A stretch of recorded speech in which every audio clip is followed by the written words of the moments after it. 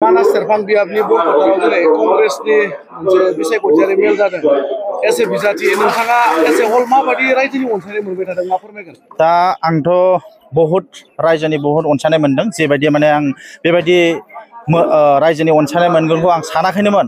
दिनैनि दिनाव आङो रायजोफ्रा गावसिनो गोसो गुदुं जानानै कंग्रेस दलनि जिहेतु आं केन्डिडेट हिसाबै बिथांमोनहा गावसिनो आंखौ बेयाव लेंहरनानै मिटिं खालामदों। दा बेयाव गावसिनो लैहोर लैहोर फैनानै दिनै बे मिटिङाव आं बेबायदि मानसिखौनो जागोन सानाखैमोन।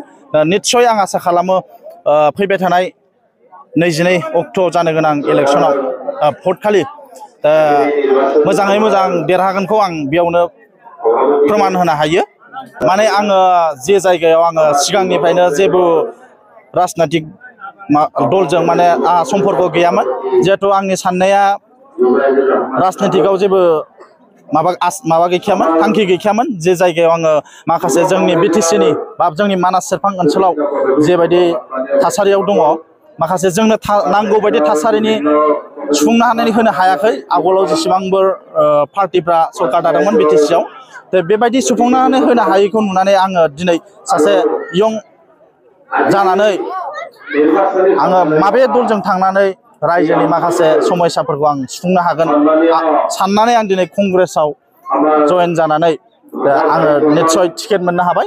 दा टिकेट मोननानै आं दिनै बिदिनो बहुद गामि गामिबो गिदिंबाय, बहुद आं मिटिंबो लाबाय, बहुद आं रायजोनि अनसायनाय मोनदों। आरो रायजोफ्राबो बुंदों निस्सय जों एबार अबिनाश ब्रह्मखौ मानास सेरफांनिफ्राय देरहा होनाया जों गोनांथि।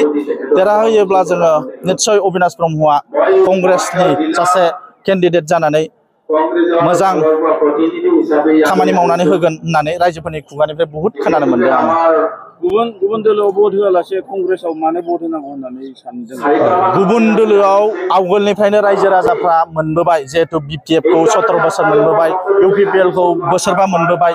बेनि गेजेरावबो दिनै जोंनि BTC ओनसोलाव जिबायदि नांगौ बिबांनि थासारियाव सान्थि हिसाबै थानो मोनाखै, बा जोंनि मेन समस्यानो जाहैबाय जोंनि सा ओनसोलाव बर'आनो जा गुबुन जाथियानो जा जोंनि मेन समस्यानो जाहैबाय हानि समस्या।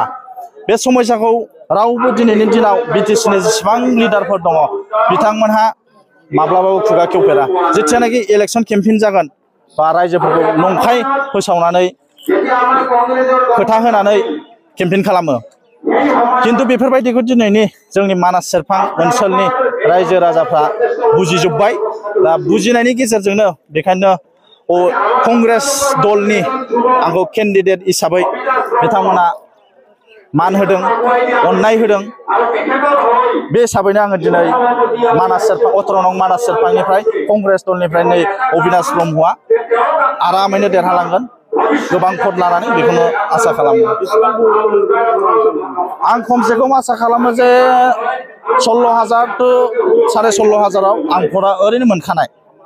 आरो जिहेथु जोंनि माइनरिटिफ्रा जेसेबांखि जायजोंखि दलाव थाया, जायखि दलाव जर'थि जानानै थाया, खिन्थु भट होनाय टाइमाव नैबे आखाइनि सावगारिखौ नुब्लानो बेलथायखायो होननानै गावसोरनो आङो रोखा खोथा होखाबाय। बे हिसाबैनो आंहा गोसो गुदुंखा। आङो निस्सय 18 नं मानास सेरफांनिफ्राय देरहानाया 100%खा।